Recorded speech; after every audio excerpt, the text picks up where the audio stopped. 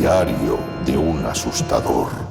El podcast dirigido a quienes se dedican o quieren dedicarse profesionalmente a los espectáculos y experiencias de terror. Saludos, criaturas del Averno. Soy Sergio Moral y te presento un nuevo episodio de Diario de un asustador. El ritmo de un pasaje del terror varía en función de varios factores: la tipología de los visitantes, la afluencia del público y la pericia de los trabajadores. Ya hemos hablado de dicho ritmo en anteriores programas, aunque me centré sobre todo en consejos para los personajes de texto, pero no hablé de personajes sin texto y cómo estos últimos pueden adaptar sus acciones al ritmo o cadencia necesaria.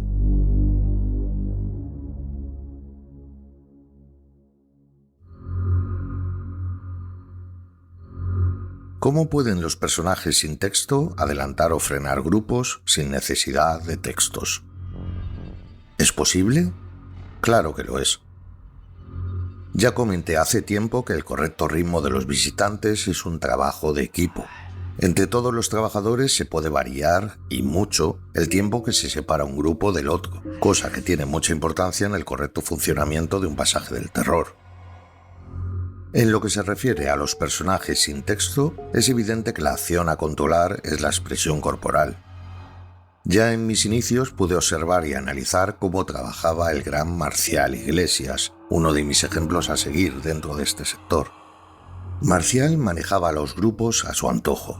Es cierto que su voz era muy particular y especial, una voz teatral, con mucha potencia y con la que ejercía mucha autoridad. No he conocido algo mejor para estos espectáculos. Una proyección de voz de escándalo, y nunca mejor dicho. Se le escuchaba en todo el pasaje. Estos son vuestras sentencias. ¿Las ves? Y yo, como abogado vuestro que soy, os tengo que comunicar que ya han sido dictadas. Y que la única manera que tenéis de escapar a vuestro castigo es terminando el camino que habéis comenzado. Y si alguno de vosotros no está capacitado para afrontarlo, podrá salir, sí, podrá. Pero nos tenéis de por vida el estigma de culpable. ¿Queréis verlo? ¿Sí o no? Cualquiera movía un pelo, impresionaba cómo cuadraba al público. Pero no solo me fijé en su voz. Su forma de moverse era comparable a una especie de varita mágica. Giraba la cadera y el grupo se movía entero. Yo alucinaba observándole, escondido detrás de una cortina en la famosa sala de la salida de arrepentidos. La explosividad y tensión con la que giraba su cabeza, su cintura, era sublime y muy eficaz, créeme. Sus brazos también se movían con esa fuerza particular. Ese conjunto de todo el movimiento lo podría definir como determinación pura y dura. ¿Cuál era el resultado? Pues justamente el que buscaba. Yo observaba atónito cómo un grupo de 8 personas se movía de un lado a otro a plena voluntad de Marcial, como si esas personas fueran manejadas por una especie de mecanismo invisible que les empujaba o que tiraba de ellas. Es entonces cuando comencé a descubrir la gran importancia del correcto dominio de la expresión corporal. Tenía que practicar ciertos conceptos, practicar mucho, pero tenía la suerte de encontrarme en el lugar idóneo para ello. Marcial utilizaba todo esto dentro de su personaje de monje de arrepentidos, el cual recitaba un texto.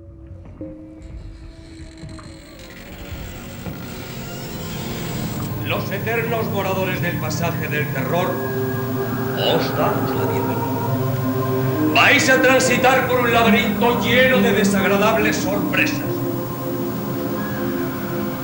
De vosotros, y solamente de vosotros, depende que lleguéis a vuestro destino.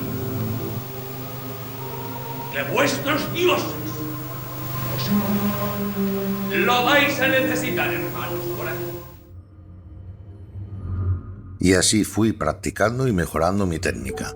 En personajes de texto, en los cuales en una cierta parte del speech, cuando notaba cierta tensión e inquietud en el público, realizaba repentinamente alguno de esos movimientos que aprendí del gran Marcial Iglesias. Funcionaba. Recuerdo un personaje en concreto, el amo del caserón, que era quien recibía al público en la primera sala, al entrar en el espectáculo. Yo iba vestido con una camisa, capa, sombrero y portaba un bastón. Iniciaba mi speech mientras bajaba lentamente por las escaleras de la mansión.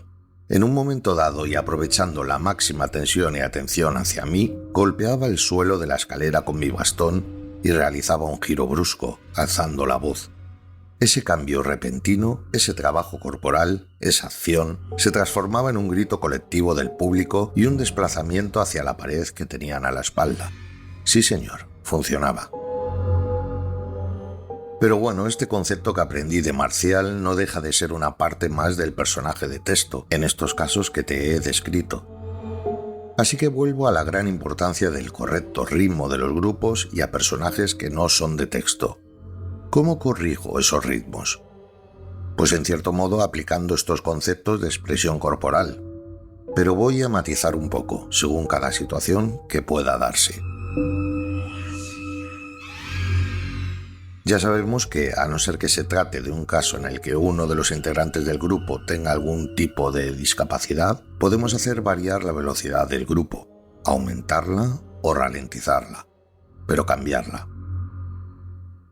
Imagínate que acaba de pasar un grupo por tu escena y el siguiente ya está entrando en ella.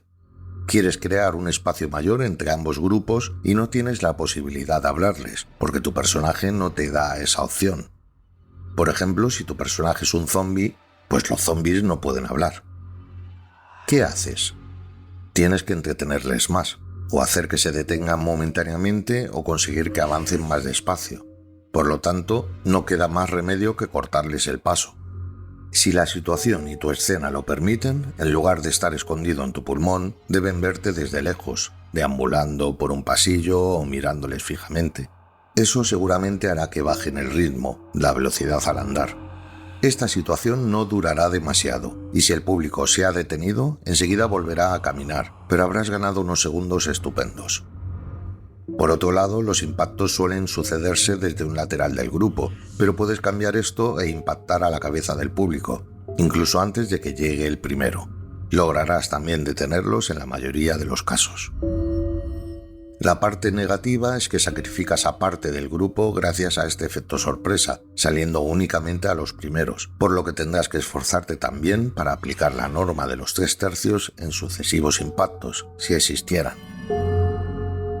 En cualquier caso, una vez que les hayas ralentizado o detenido, escóndete de nuevo en cuanto puedas para poder sorprenderles una vez más, incluso saliendo del mismo sitio, esta vez a la cola del grupo. Que no se te ocurra optar por sentarte o tumbarte en mitad de un pasillo, como si estuvieras muerto. Es peligrosísimo para ti, te lo puedo asegurar. Yo mismo he recibido patadas y pisotones del público en alguna ocasión. Vamos a ver ahora un caso totalmente contrario. El público camina muy despacio y está generando un problema, puesto que los grupos posteriores están pisándole los talones a este grupo de lentorros. Recordemos que en el caso de los personajes de texto, estos podían, o más bien debían, ir directamente al encuentro con el grupo, abandonando incluso su propia escena para llevárselos cuanto antes. Pero volvamos a poner el ejemplo de antes. Eres un zombi. No puedes hablar y tampoco puedes agarrarles de las manos para llevarles más rápido a tu escena. ¿Qué hacer entonces? El primer consejo que te doy es que nunca salgas de tu pulmón y les cortes el paso, aunque esto es muy evidente que no se debe hacer. A veces me he encontrado con el típico caso en que oyes las voces del grupo, pero este no avanza.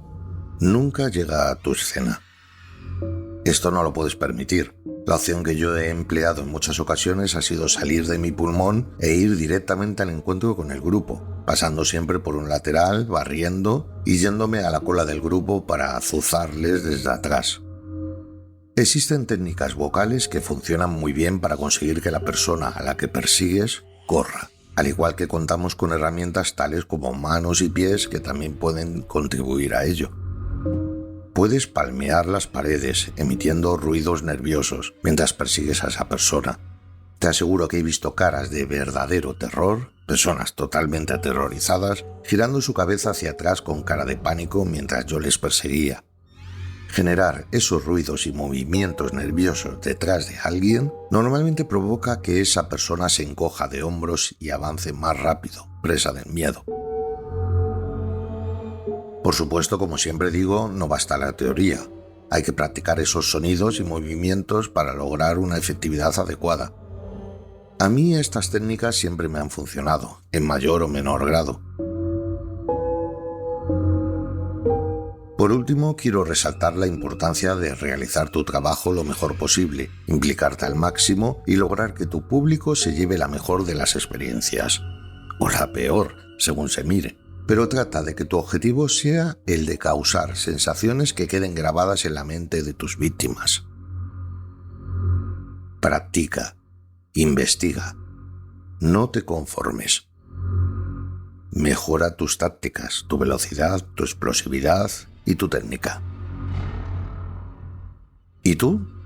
¿Qué utilizas para alterar los ritmos en tu espectáculo?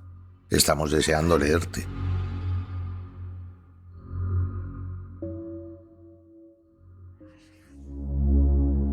Pues nada, criatura, con esto finalizo este programa.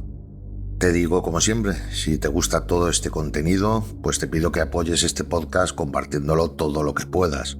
Espero que lo valores con 5 estrellas en iTunes, en Spotify y sigas escuchándome y dejando comentarios. Te lo agradeceré muchísimo.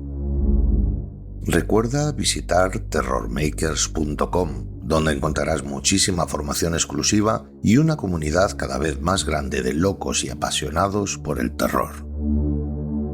Gracias como siempre por estar ahí. Nos vemos en el próximo programa. Criaturas, que vuestros dioses os acompañen.